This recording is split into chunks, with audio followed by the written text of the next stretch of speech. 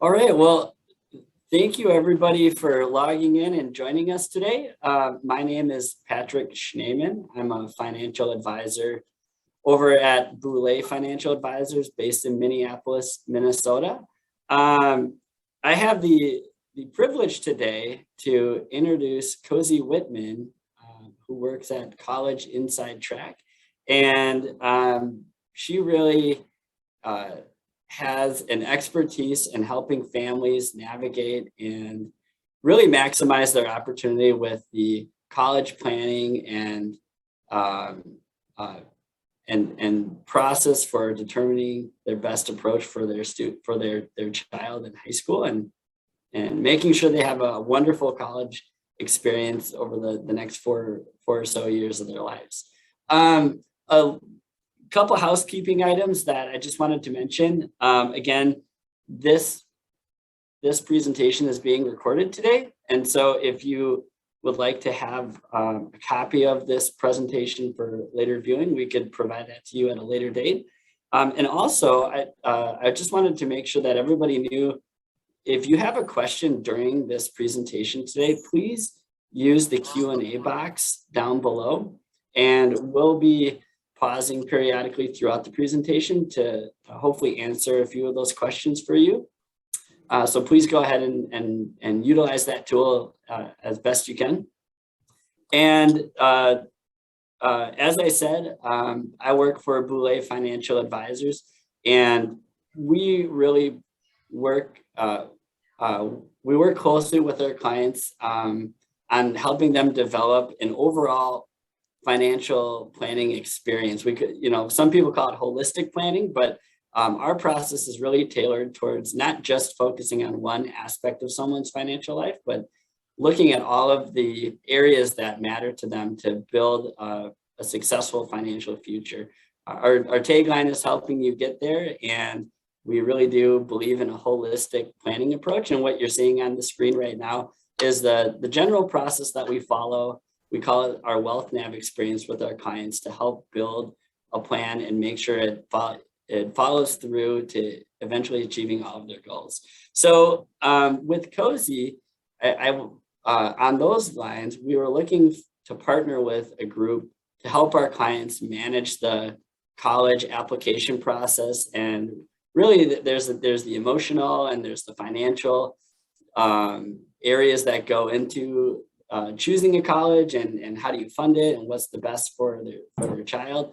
And that led us to partnering with Cozy and her team at College Inside Track a few years back. And since then, we've had the privilege of working with several of our clients and referring them over to Cozy and her team. So just a quick background on Cozy. Education and networking are a way of life for her. At College Inside Track, she runs both the parent events as well as professional development training for those who work with families who have high school students. She speaks nationally about college search, training, financials, and other professionals. Cozy is excited to connect with organizations and families interested in learning more about the complex college process. She herself is a mom of 5 children with very different goals. And so she's no stranger to the college search challenge. And with that, let me hand it over to Cozy and thank you for joining us today. Thanks, Patrick, and thanks everybody for taking time out of your morning to learn more about how college search is working today. I'm happy to report, by the way, the youngest of my 5 kids is now graduated from college this past spring. So we have everybody off the books. A couple things I just want to reinforce. Please do use the chat feature to chat your questions. I want you to do it directly to Patrick if you can. So if you would open the toolbar, so hover toward the bottom of your screen there, you can see your toolbar. There is a chat feature. It looks like a little dialog box. If you click on that down at the bottom, you'll see a blue oval. Right now, it is defaulted to everyone. If you click on that blue oval, you'll see Patrick's name, top of the list there. So click on his name And now your question will default directly to Patrick. Don't send it to me. I don't open the chat feature while I'm presenting, so I will miss your question. It'd be best if we could capture them all in one area. And so make sure you send them directly to Patrick. If you are unfamiliar with College Search, and I see a couple familiar names on the list today, but if you are not familiar with us, we've actually been helping families navigate College Search for the better part of 15 years. Our goal is always the same thing, to assure that students find the right academic fit for them, they find the right social fit in their college, and they find a school that fits the family game plan for paying for school, whatever that game plan is. And so, if you have somebody currently in the college search process, that this can be a very, very stressful time. And so what I want to do today is bring you a little bit broader view of the landscape so that you can do a more strategic college search. And I'm going to kick this off today.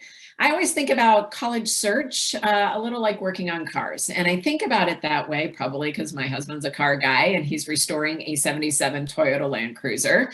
And when Paul pops the hood of that car, this is what it looks like, right? Parts and pieces, easy to identify. It's easy to get your hands in there and get through. And maybe most importantly, you have the tools sitting right in your garage to get that search done. Well, college search used to look like that. You had the tools you needed. You popped your head up, you had a high school counselor, you looked around, you said, I want to go there, you filled out your application and moved on with your life. Well, here's the deal. College search does not look like that anymore. And there's a good side to that, and then there's kind of a stressful side to that. And so today, much like when I say to Paul, like, hey, there's something up with my car, he tells me the same thing every time. Call the mechanic. Why? Because when you pop the hood of my car, right, this is what you see. Everything's all smashed in there together.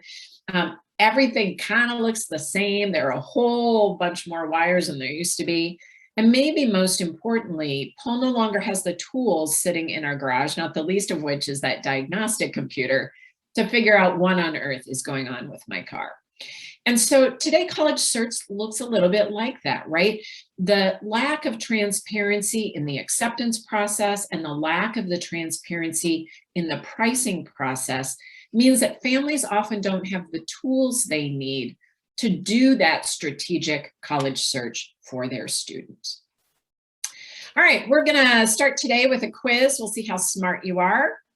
And I'm gonna run these as polls. So I'll pull the poll up here in a second. And what I wanna know from you is, as a percentage, how much do you think tuition has increased nationally at public institutions since 1990? So your state colleges and universities, how much do you think tuition has gone up? Has it gone up 73%, 106%, 180%, 213%? Or maybe you're diving for your T1 about now to get this calculation done. So give me thoughts, 73, 106, 180, 213. I can tell you right now, we have kind of a cynical crowd. Nobody's shooting for that 73%. So let me know what you think. I'm going to close this down here in a second. I don't want to take tons of time on this. All right, we have most people in. So we're going to end this poll. Let's take a quick peek. Looks like today, leading the charge, 180%, followed closely by 213. All right, so let's take a peek here. Public tuition has increased 213% since 1990. Now, private schools have actually increased by 415% in that same time frame. But here's the deal, before you get out your wet noodles, right, start lashing those private schools, let's take a look at our flagship universities in the Midwest. And I can tell you nationally, these numbers look very similar. You can see our very own University of Minnesota sitting at 570%, University of Wisconsin way up there at 1,047%, and University of Michigan sitting at 1,053%. I can tell you UVA sitting at 730%, UConn sitting at 670. So this is very common for the flagship schools around the country. Here's the deal. When I sit down and chat college with families, often one of the top 5 schools on this list gets mentioned. And so I just want to point out what the costs to attend look like at those schools. And so, and you should, by the way, add $2,000 to $3,000. These are last year's numbers. I haven't gotten my 2021 numbers on the landscape yet. When I started our college search as a family, I told my kids the same thing. Go anywhere you want, as long as it's in the state of Minnesota and a state school, right? Because I perceive the state schools to be our least expensive option.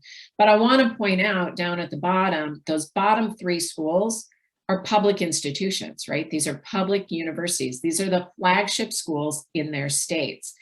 And so consequently, you can see that it's not inexpensive to stick to the state schools. And in fact, what can happen often is that prices get blurred, and you will find schools around the country in the private sector coming in at state school pricing, not unusually, but you have to know who those are. And so today, what I want to do is bring the landscape of college land a little bit closer to the game board you're used to playing on, so that we're all speaking the same language and you know how to navigate this new landscape a little bit better. All right, so I have another quiz for you. What percentage of students transfer at least one time? Is it 6% of students, 14% of students, 25%, 38%, or 50%? Or maybe you're thinking, doesn't everybody transfer? I thought everybody transferred at some point. I knew a lot of people that transferred for sure. All right, do you think students change schools at least one time, 6% of the time, 14, 25, 38, or 50% of the time? All right, I'll give you a couple more seconds here.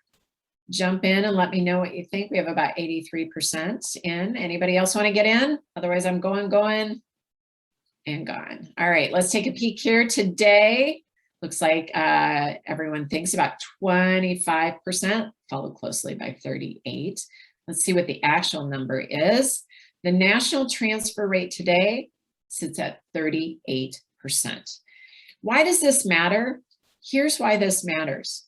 If a student changes schools one time, it increases the cost of their degree by $14,000. And guess what? Of the 38% who make a poor choice the first time, 45% of those kids make a poor choice the second time and change schools yet again, increasing the cost of that degree by $24,000. And by the way, that number is state school to state school transfers.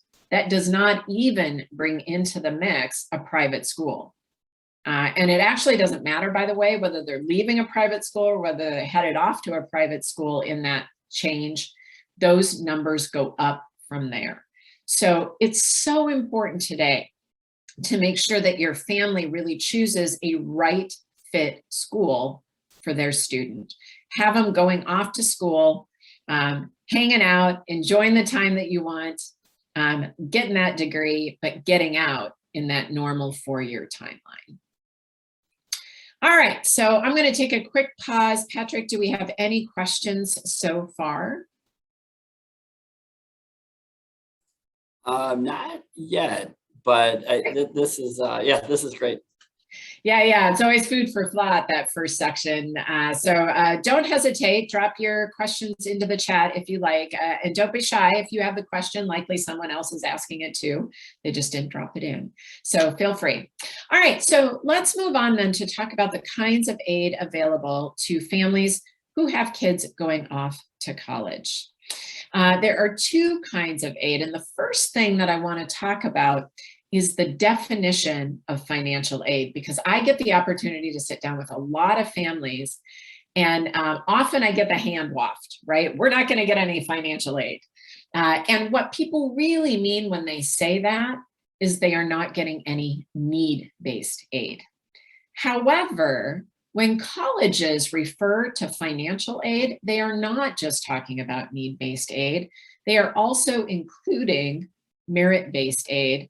And hold on to your hats, colleges are also often referencing the loan.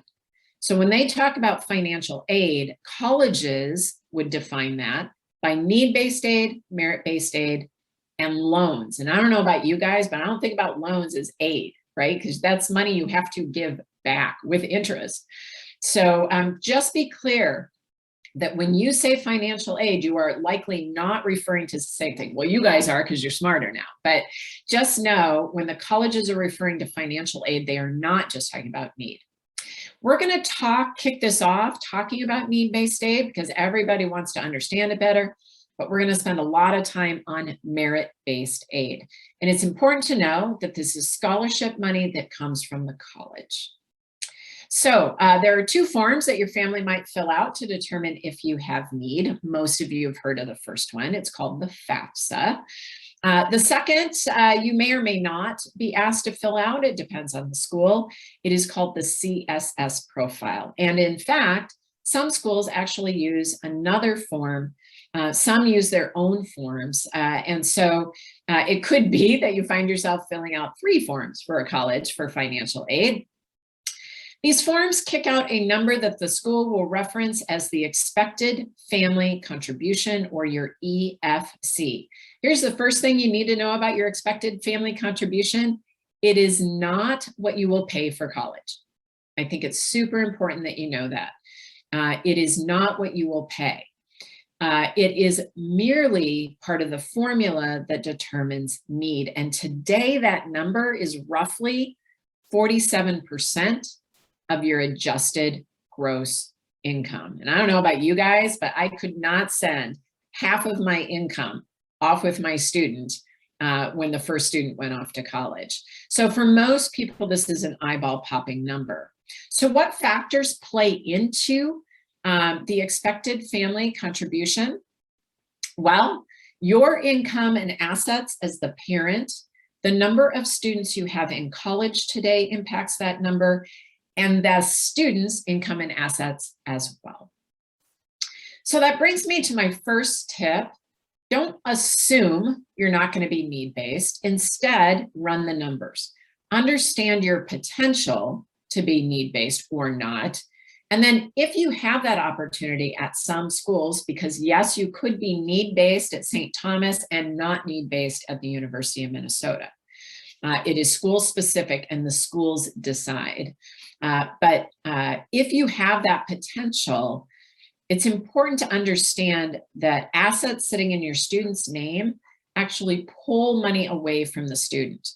For the purposes of FAFSA, student assets are assessed at a 20% rate, where parents' assets are actually only assessed at 5.64%.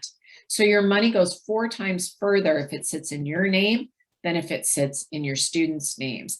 And that is purposeful. When the federal government set up the FAFSA and set up the program, they wanted to incentivize people to save for college. So you are not being penalized for saving for school. Remember your income counting up to 47% of that formula. 529 plans sit in your name. You own them as the parent, and therefore they are your asset technically, where UGMA and UTMA accounts are actually a student asset. Now, your advisor at Boulay might have great reasons for you to have an UGMA or UTMA. My only point in sharing that is if the point of that account is to help the student pay for college, tap that money first, right? Because it's sitting heavier or weightier on the balance sheet than your 529 plan is. There are a couple of mistakes that we see that people make routinely on the FAFSA. The first is people put the sum total of their retirement account on the FAFSA. The qualified retirement accounts do not belong on your FAFSA, nor does the value of your home. So don't include either of those assets when you are filling out your FAFSA. All right, there's some changes coming down the pike to the FAFSA, and I just want to give you a lean in to what those will look like. These are going to be phased in. So they were embedded in the pandemic relief bill that passed in December of 2020. The original game plan was to roll everything out in the fall of 2022, so next fall. And then states and colleges pushed back and said, whoa, whoa, whoa, whoa, you can't make these monster changes to the formula of the FAFSA and think we can get these changes done in a year. So instead, they're going to be phased over time. Non-formula specific changes will take place this coming, not this fall, but a year from this fall, so fall of 2022. And those are things like you no longer need to register with Selective Service to be able to file your FAFSA. One of the verbiage changes will roll out next year. So today, the outcome of the FAFSA is called the expected family contribution. Starting next year, that verbiage will shift to student aid index. I think that's a positive change. It is more reflective of what that number actually is. These significant formula changes are now going to be implemented starting in the fall of 2023. So a couple things about the FAFSA. First, it gets filled out in the fall now. It does not get filled out in the winter after your taxes have been filed. So you're going to fill out your FAFSA in October, regardless of kind of where your student's at. The first one you will fill out is in October of your student's senior year of high school, whenever that is. So in October of 2023, you will see the formula changes to the FAFSA. And one of the big changes is the formula is going from 108 questions about your background and financials to 30 or 36. So that's a significant drop. So you think that might seem awesome, simpler, right? Here's the deal though, some significant questions drop off that are important for you as a family. So one of the questions that falls away in that fall of 2023 FAFSA is the question that asks how many kids you have in college goes away. Why is this a negative impact? Well, today, your expected family contribution gets spread across the kids you have in college. So if you had one kid in college and your expected family contribution, I'm just making this number up, is $60,000. If you have two kids in college, each student would have a $30,000 expected family contribution. That's important because that number is subtracted from the sticker price of the school, and that's how a college determines if you get need-based aid. Well, in the new FAFSA formula, fall of 2023, that question disappears. And so no longer will your expected family contribution be spread across your kids. The student aid index will read the same for one student in school, for two students in school, three students in school. If you're one of those rare families, sadly, who has 4 kids in college, they will each have the exact same number. So if your family expected, your student aid index is $60,000 with one student in school, it will be $60,000 with one student in school. If you have 2 kids in college, each kid will have a $60,000 student aid index. 3 kids in school, each kid will have a $60,000 student aid index. So what that means is there will be a number of families who qualify for need-based aid when they have multiple kids in college who will no longer qualify for need-based aid. The formula for divorce is also changing. Today, the way you determine which parent, and only one parent fills out the FAFSA, the way you determine which parent it is by figuring out where does the student spend 51% of their time. That's the family that fills it out. And in fact, if you split your custody 50-50, you basically decide you can choose. And I would choose the family with the lower household income. Well, in the new formula, it shifts from where does the student live to who is financially supporting the student more. And so in the new formula, whichever parent has the bulk of financial support is the parent that will fill out the FAFSA. And if you and your ex-spouse equally share financial responsibilities, you actually must choose the household with the higher household income. It's now actually written into the law that you have to choose the household with higher income. On the new formula, grandparent contributions will no longer negatively impact a student. I'm sure you're asking yourself, like, what? Does that happen now? Yes, it does. If grandma and grandpa decide to contribute to a college education in this coming year, for instance, in the following year's FAFSA, the student must actually declare that on their FAFSA, and it's counted as student income. Student income is assessed at 50%. So it's not unusual to have families where grandma and grandpa are helping, and it actually negatively impacts the student's need-based aid. Well, that's actually disappearing because the questions that ask about those things are going away. And then the last thing I'll bring up, because lots of people are small business owners, is that the definition around small business is changing. So today, if you are a company with fewer than 100 employees, you do not need to include your corporate assets on the FAFSA. That definition is going away. And so all small business owners will need to include assets as part of their FAFSA. Now, how they're going to define that has yet to be determined. So more to come there. The Department of Education has a couple of years to define that yet for us. All right, we always have FAFSA questions. So let me know what we have sitting there, Patrick. Right. Yeah, no, we actually did get a few clarifying questions that came in. And the first one is, for students entering as freshmen fall of 2023, is that when the new formula would first apply? Or are we talking about the changes taking into effect fall of 2023 FAFSA application period for students entering fall of 2024? So kind of clarifying when we should be expecting the new changes. Yep. So the changes will be sitting on the October of 2023 FAFSA. And your FAFSA is always a forward-looking form. So when you fill it out, this is a great question, and thank you for asking it.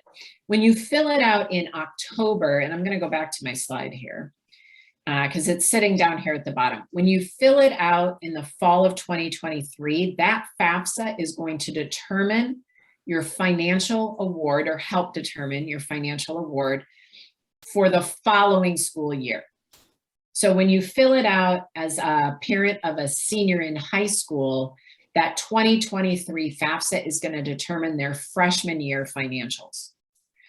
When you fill it out and take that same exact student, so when you fill it out then in the following year, fall of 2024, your student is currently a freshman, it will determine sophomore year financials, so that 2024, 2020, or excuse me, 2025, 2026. So it's always determining the following year's financial award.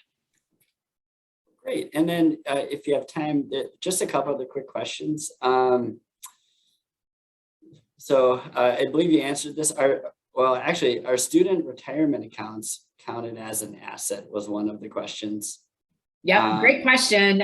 Retirement accounts, regardless of who owns them, do not go on the FAFSA. Oh, great. All right. And then one that might be a little broader, but is it typically more expensive to go to a private school versus a public school? And how much more costly is that? Yeah, so this is a complex question, and I'm actually going to dive in here, and I don't want to steal my own thunder. So we're actually going to get to that right now. But here's the short answer to that question. Often, private schools are not more expensive than public institutions. The challenge is figuring out who is and who isn't. And so let's dive in. That's actually a great segue question. Let's start to talk about merit aid. So here's the deal. Families get really muddled in the need space, right? People start thinking about like, oh, should I get rid of assets?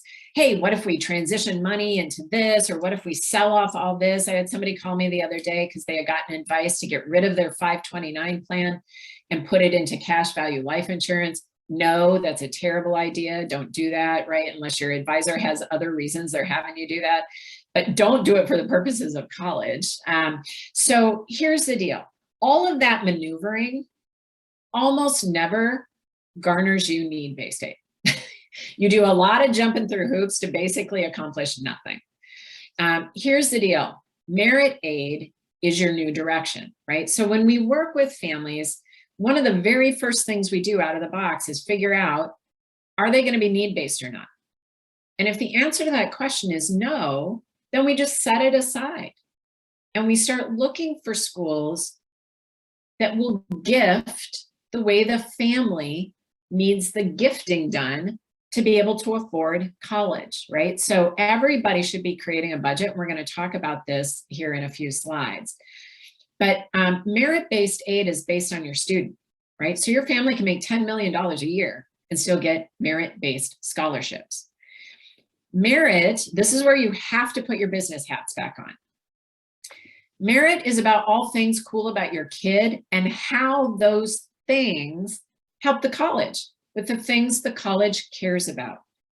So we like to think as parents that our kids get this money because our kids are so amazing. And it's true, they are amazing. But the colleges give that money because it's helping them with things that they count toward their success. And if you're a business owner, you know, right? You have metrics, things that you track to assure your own success. Well, colleges do too. And the more your student lines up with the things the colleges are counting, the better your merit package is going to be. So the number one question I always get is, where do we find scholarship dollars? So let's talk about that. Timing is key here. When is the best time to find scholarships? Is it the summer before the student's senior year? Is it after the student's been accepted, so second half of senior year? Is it during application season, fall of senior year? Or is it search driven? So how you do your college search during sophomore and junior years brings the right money to the table. And so here's your poll. Jump in there and let me know what you think. I know this one's a little bit more complex. I should have mentioned this before. I can't see who's answering what, so feel free to jump in. No worries about not getting the answer correct. It's okay. Okay, so people are almost done. Anybody else want in? Going, and gone. So leading the charge today, sophomore and junior years, and how you do your search is leading the charge, but it's followed pretty closely here by both during application season and the summer before senior year. So let's take a quick peek here. The best scholarship money goes to the smartest searchers. So doing a more strategic college search brings better money to the table. And so I'm going to walk us through where you find scholarship dollars from the highest rate of return of your investment of time down to the lowest rate of return for your investment of time. A right fit college list is the #1 place to find the money. So aligning who your student is with schools that would be interested in those qualities is an important part to bringing the scholarship dollars to the table. Colleges literally give away millions of dollars every single year. Our senior class last year that we worked with actually garnered more than $14 million of scholarships from the colleges they applied to. So the colleges are top of the list. Why are they top of the list? Largest sums of money available to you as a family. And when the money comes to you, it does typically last for all 4 years on the merit side of the house. Number 2, if you put down after your student gets accepted, you were close. So after your student is accepted, they get an email that says, hey, congrats, you're a badger, a gopher, a wolverine, a bear, a cub, or some other woodland creature. And somewhere in there, there is a link in that letter that says, hey, here's a link to more scholarship dollars. Why do people miss that money? Why does that sit uncaptured? Because kids don't read their emails. It really, truly is as simple as that. We work with tons and tons and tons of kids. And I will tell you, kids don't read their emails, right? So having kids check their email after they've sent in that application information, super, super important piece to making sure you maximize your scholarship opportunities. Again, colleges give larger sums and it lasts for 4 years. Local scholarship dollars, not a bad place to go looking, but you'll notice this is 3rd on the list now, right? And the pyramid's getting smaller. Why is that? Well, because local scholarships tend to be smaller. They tend to be, $150, $500, maybe $750. maybe 1,000 if you're super, super lucky and find that organization. Employers would be in this category. In this category would also be banks, community groups, other churches sometimes have scholarship dollars. Why is it third on the list? Well, because these are small sums typically, and in most cases, it only lasts 1 year. The bottom of the barrel though, and where I would tell you do not spend an ounce of your time, it will be a waste, is in the private scholarship space. These are having your kid go out on the internet, looking at these scholarship aggregators, trying to search for ones they qualify for, writing endless essays to win nothing. The average student has to apply to somewhere between 50 and 80 of these to win anything. And the average award amount, $500. Your student would be better off just getting a job, right? So don't spend time in the private scholarship space. Do spend time doing a more strategic college search. So if the colleges are the best place to find the money, what should you be looking for? Well, the first one is that you have to make sure schools even offer merit aid in the first place. Many schools around the country do not. How are you going to know? Well, typically schools who have an acceptance rate under 15% don't have to give away money, right? If I have an acceptance rate at 6%, I only accept 6% of my total applicants, 13% of my total applicants, 8% of my total applicants. That means I have kids bashing down the door to get into my college. I don't have to discount my pricing. There's no reason for me to do that. When you hear about people getting money from Harvard, University of Chicago, Duke, Stanford, those schools give need-based money, and it shouldn't be that surprising to anybody when sticker prices start at $85,000 that lots more people find themselves need-based at those schools. So keep this in mind, right? They are a business. If they don't have to discount their pricing, they are not going to. So once you know a school will give merit aid, what are they looking for? Well, they're looking for students who help them. And one of the ways your student can help them is by helping them increase the average incoming GPA for their college and the average incoming test score for their college. And so looking for schools where your students' numbers are a little bit higher than the average student at a school will bring money to the table. They're interested in interesting students, right? So helping your student really maximize the profile of who they are in their application, and that does not mean more is better, by the way. Having 27,000 activities that you're involved in high school does not demonstrate that to the college. Having deep passion and then doing all of your things around some of those passionate things, that demonstrates it. But make sure it gets into there. There is always money for a tuba, less money for flutes, right? Because that tuba player, harder to find. Be demographically interesting. This is unusually easy to do, candidly. You just have to look outside your region, right? Where do most kids in the state of Minnesota go to school? 74% of our kids stay in the state or touch a border. Why? Because we have great reciprocity agreements with Wisconsin, North and South Dakota. That's why.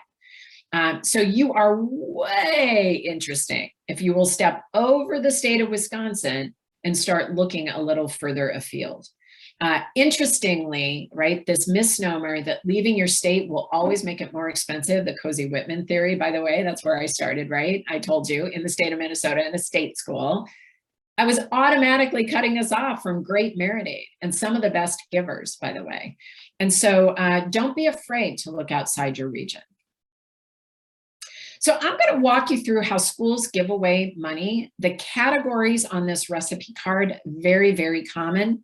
The award amounts, however, vary school to school. This is how one school awards it. But again, the categories here, very common. Today, there is a category of demonstrated interest on the merit side of the house. What on earth does that mean? It is a school's perception that your student is pretty interested in them. The schools want to know, who do I have the highest likelihood of reeling in and putting in a chair. And for the kids that they think they have the highest likelihood of, right, they're going to sweeten their pot a little bit and try and lure them this way. And so keep that in mind as you're interacting with schools. Sometimes people tell me they tour, I didn't talk to admissions though. What? No, 100% you should talk to admissions. That's important. Those are the kinds of things that are important to helping you build that merit package.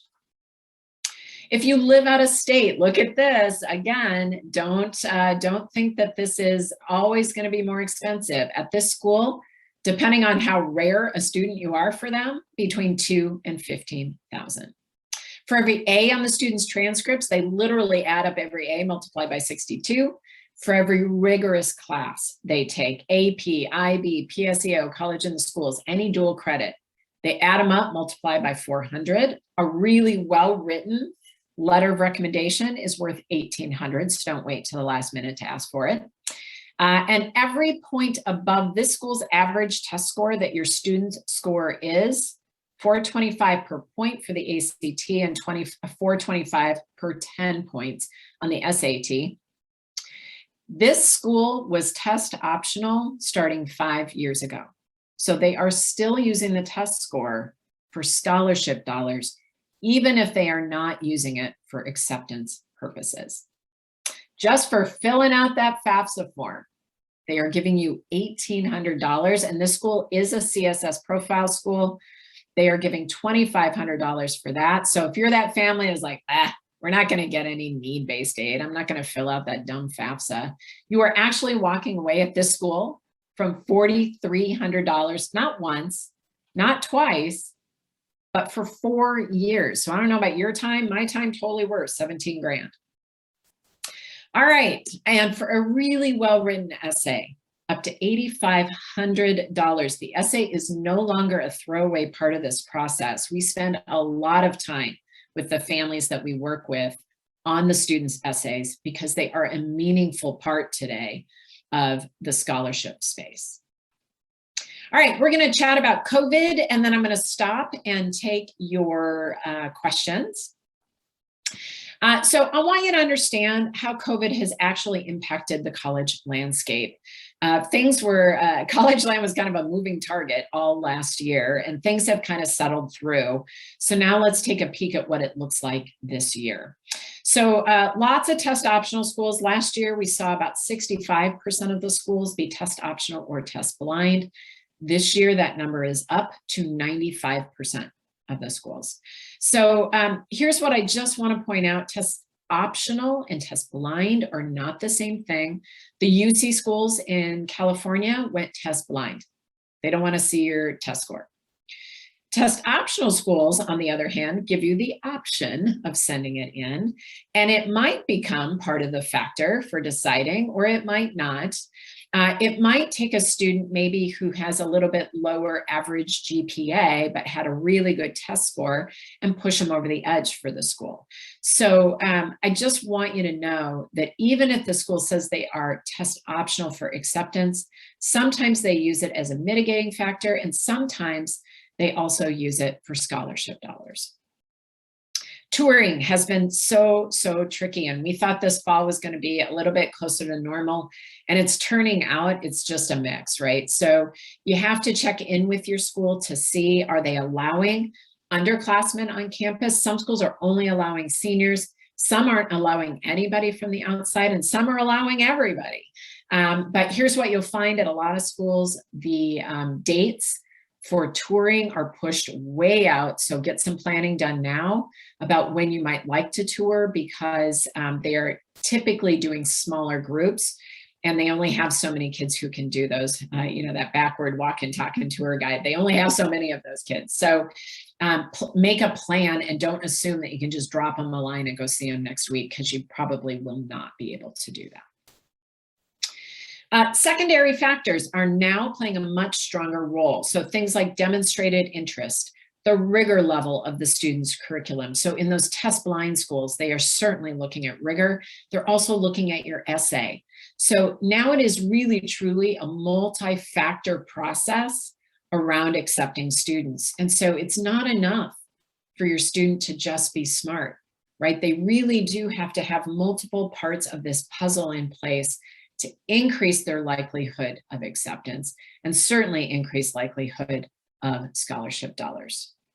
And then pricing and merit aid, I get a lot of questions around like, hey, I heard about 13% of schools had drops in overall freshman classes. And doesn't that mean that college is going to be on sale now? Yeah, sure. At some schools, it's on sale. Here's where it's not on sale. Those selective schools, those guys actually had a 30% increase instead of a negative 13, 30% increase in applicants last year. Your local public university, it is also not on sale there.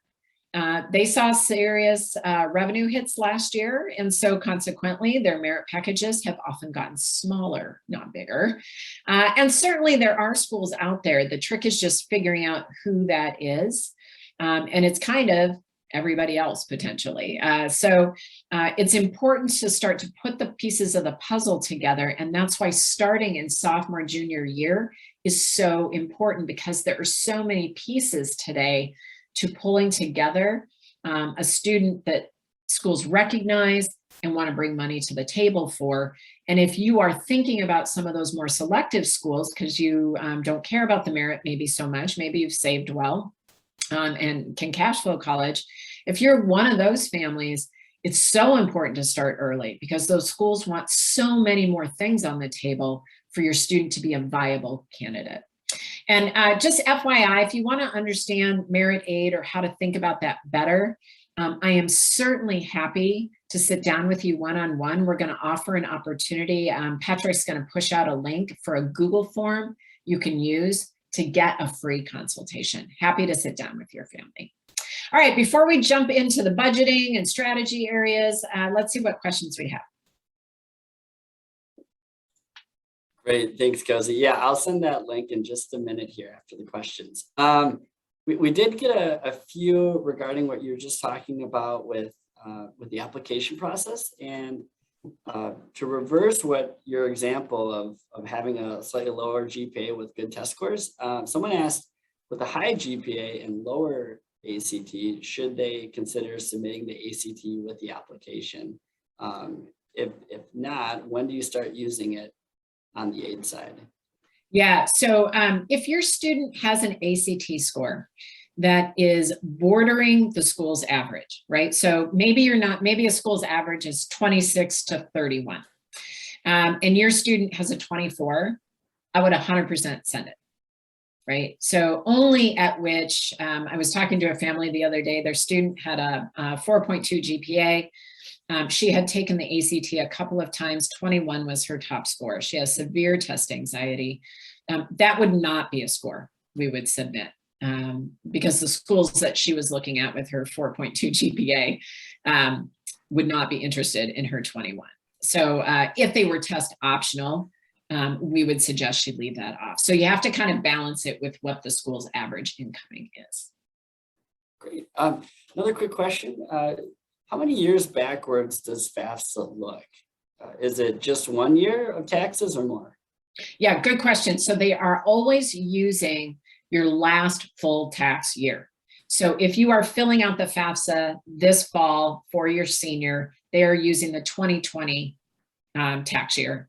If you fill it out in 2022, of course, they'll use this year as your tax year. So an easy way to remember it is just, it's your last completed tax year from the year you are filling out your FAFSA.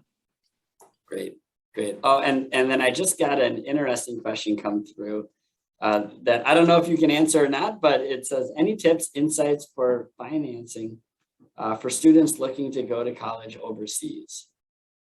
Yeah, so overseas schools don't do as much in the merit space, right? They don't play the same games that the US colleges play.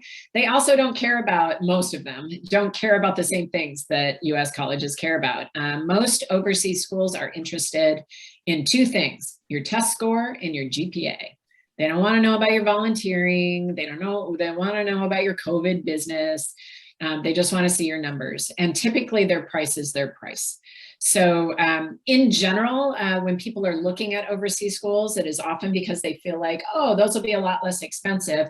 What you end up finding is in the cost of living and travel expenses, you end up with something very similar to US price colleges, right? When you start to look at that. And I find typically that most people go that direction because they don't understand how to maximize scholarship opportunities at the schools in the US. But that doesn't necessarily mean that's true, right? Some kids just want to go overseas. And certainly if you want to talk more about that, I'm happy to do that one-on-one. That's kind of an unusual search.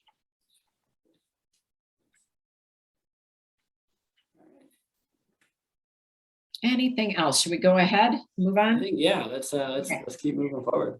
So I want to make sure too that you have a strategy for paying for school. And this is certainly something that you can turn back to your advisor at Boulay to chat through. And what do I mean by this? I mean, it's time, if you have a student in high school, to start to think about physically where is money coming from for all 4 years, right? Where are we pulling it from? Do we want to cash flow any pieces of it? Do we want our student to cash flow some pieces of it? So starting to think about where is money coming from, which will create for you a budget. So I think it's important to start to create a budget for college. Too many families approach it this way. Well, we're just going to see where our student gets in and then we'll figure it out. Well, if you want to pay kind of University of Minnesota pricing, but you accidentally apply to schools that can't get you there, then that does you no good, right? You're going to be in the like moment in the spring of senior year. I want you to talk about this with your student early in the process. Here's a mistake too many families make. They go and tour the Porsche schools when what they're really thinking about buying is a Chevy Malibu. Right? So start to talk about your budget for school with your student. Define expectations.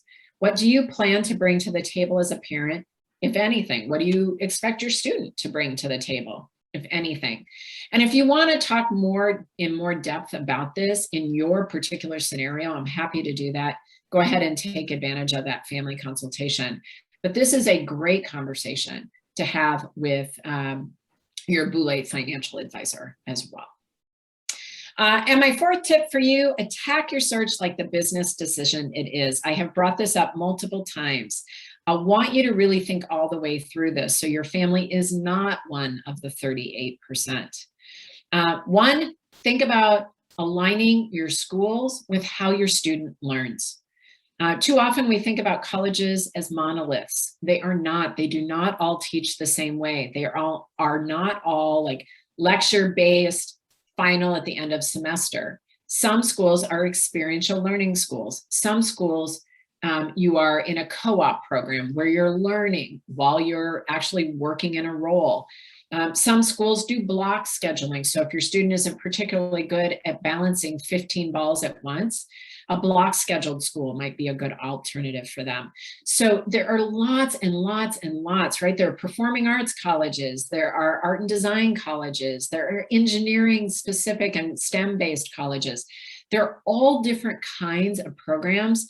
And starting this early gives you the luxury of starting to think about where would my student be most successful. Understand that when a school gives you the price at the end of the day, sometimes that is the price and sometimes it's not the price. You can actually appeal some financial awards. I will give you a tip here. You cannot appeal public institutions, right? In general, they just don't agree to your appeal. But there are lots of schools in the country who will. You have to have the right schools on your list to get it done. But it can be done and you certainly don't get what you don't ask for. And then make sure your student has elbow room. One of the #1 reasons people transfer is because they changed their major and now that major doesn't exist at this current college and so I need to change schools. Look at the programs and majors available. Give your students some grace and room to elbow through a few of those at the school they're at. So a little bit about us, and then I will take your final questions. Just like real estate agents find you a house, right? They use bedrooms, bathrooms, square footage, style of house. Here's our budget. We do the exact same thing, but we do it with academic fit, social fit, and financial fit. What's your budget? You can do it on your own, but candidly, the lack of transparency in the industry makes it very challenging for people to predict what pricing will look like and whether or not their student has an actual likelihood of getting accepted. So we do help families all the way through the search, application, and acceptance process. I mentioned that transfer rate earlier, 38% nationally. When we work with families, that number drops to under 4%. We do work to identify the best pricing for the schools on the list, and then we provide the pathway to help you get there, right? Because it's not enough, candidly, again, to just be smart. You have to have multiple puzzle pieces in place. You have to have schools that will actually ever get you to the budget that you're interested in. You have to have a great essay that can bring some of that scholarship money to the table. So there are multiple factors to get you to that place. And then we get to be a neutral third party. We get to talk to your students because we're not you. Patrick mentioned I have 5 kids, 4 are girls. They have all mastered the eyeball roll, and I am never the smartest person in the room, never.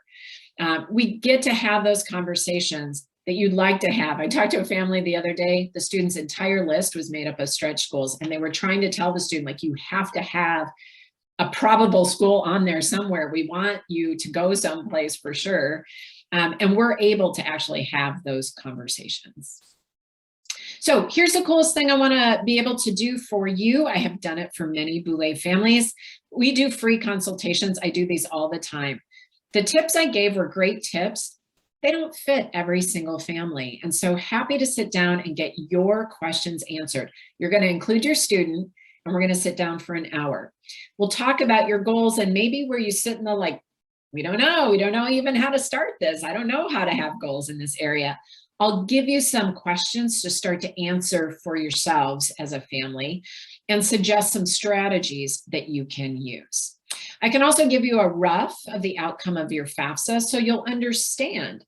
Are you a family that should think about both need and merit, or no? You're only going to be a family that would focus on merit. And if your student's interested in selective schools, we can talk about what factors play today to increase likelihood of acceptance at those colleges.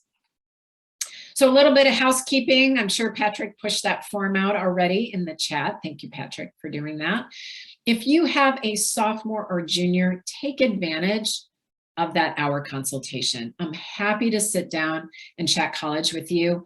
I do this because it matters to me, because I meet so many families who sit in the dark and they sadly think they're shining a light, but they're not, right? Instead of being in the main room, they're sitting in a closet shining their light. So I want to make sure that you understand how College Land will work for your family and your student. Maybe you joined us today, but you have a pretty young student yet. Maybe they're only a 9th grader and you're like, no, they are definitely not ready to talk college yet. That's okay. Go ahead and fill out your form. What we'll do is reach out in the spring of your student's sophomore year of high school, and you can tell us whether that's a good time to start this conversation or not. Follow us on Facebook. We do have the latest and greatest of all the changes taking place. And facts and figures to help you figure out how to do a more strategic search. It is simply College Inside Track on Facebook. And then share us with people you know. I am meeting so many families today who are literally pulling their hair out, trying to figure out how on earth to do college search if we can't hop on a plane and go across the country, or if the school we want to tour isn't even letting people tour. What should we be asking about? How do I help my student find a school if they don't know what they want to do? All of those things just make this very stressful. Please feel comfortable sharing my information. I will sit down and I will do a free consultation for any family you know, anyone you care about. All right, Patrick, let's take the last round of questions. Great. So you actually just answered several of them with your wrap up there. But one that, let's see here, I'm just kind of looking through here really quickly. So for more specific for divorce situations, when looking at household income, If each divorced parent is remarried, does that household income include the spouse of the divorced parent? Yes. It does. That's the answer. That's a pretty, yes, it's a straightforward answer. The short answer is 100% yes, it does. Even if that parent, maybe in your own scenario, right, that parent has, they're paying for their own kids for college, right? You're paying for your own kids for college. That you still must include the household income for everyone in the house. Yeah, well, great. Yeah, well, so I think we're running pretty close up to time here. It's already noon, but just to wrap up, you know, Cozy, I think you shared so much wisdom with us today, and it's just evident there's so many other factors that go into this process that having an expert like you in your corner really can make a big difference. So we really appreciate that. From a financing side and from a planning perspective, for the folks on this seminar today, please feel free to reach out to myself or any one of the advisors here at Boulay if you have more specific questions on how to plan for the expense. And our information is up on the screen here, but please feel free to follow up if you do have questions. I believe we can make this video available to folks who are asking about it. And so we'll follow up with you on that at a later time. But thanks again, and I hope everybody has a wonderful rest of your day. Thanks, everybody, and thanks for the invitation again, Patrick. Take care, everybody. Yeah, bye-bye. Bye.